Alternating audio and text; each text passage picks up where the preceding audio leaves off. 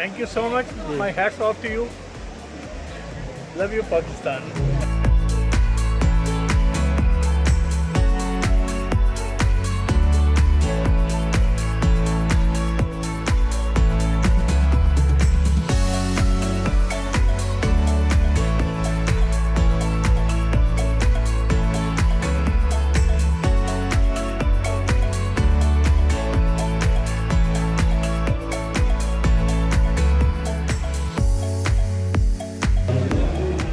अस्सलाम वालेकुम पाकिस्तान।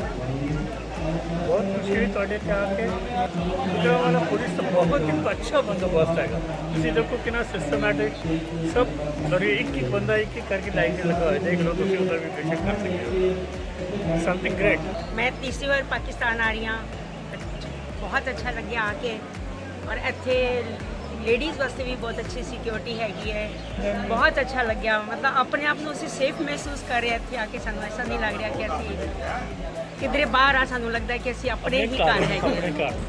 पाकिस्तान कोई भी भर्ती वाला चाहे जवान आ चाहे जेसी हो चाहे ऑफिसर साहबान ने ਪਹਿਲਾਂ ਸੇਵਾ ਸਮਝਦੇ ਨੇ ਬਾਅਦ ਬੱਚੇ ਭਾਜੀ ਆਪਾਂ ਇੱਥੇ ਗੁਜਰਾਂਵਾਲੇ ਆਏ ਆਪਾਂ ਦੇਖਿਆ ਜਿਵੇਂ ਆਪਾਂ ਆਪਣਾ ਕਰਤਾਰਪੁਰ ਸਾਹਿਬ ਤੋਂ ਚੱਲੇ ਸੀਗੇ ਤੇ ਇੱਥੇ ਸਿਕਿਉਰਿਟੀ ਦਾ ਇੰਤਜ਼ਾਮ ਬਹੁਤ ਵਧੀਆ ਸੀਗਾ ਔਰ ਜਿਵੇਂ ਕਹਿੰਦੇ ਆ ਇਹ ਕਲਾਸ ਸਿਕਿਉਰਿਟੀ ਸਾਨੂੰ ਪ੍ਰੋਵਾਈਡ ਕੀਤੀ ਗਈ ਹੈ ਜਿਹੜੀ ਪੰਜਾਬ 'ਚ ਜਾਂ ਇੰਡੀਆ 'ਚ ਮਨਿਸਟਰਾਂ ਨੂੰ ਦਿੱਤੀ ਜਾਂਦੀ ਹੈ।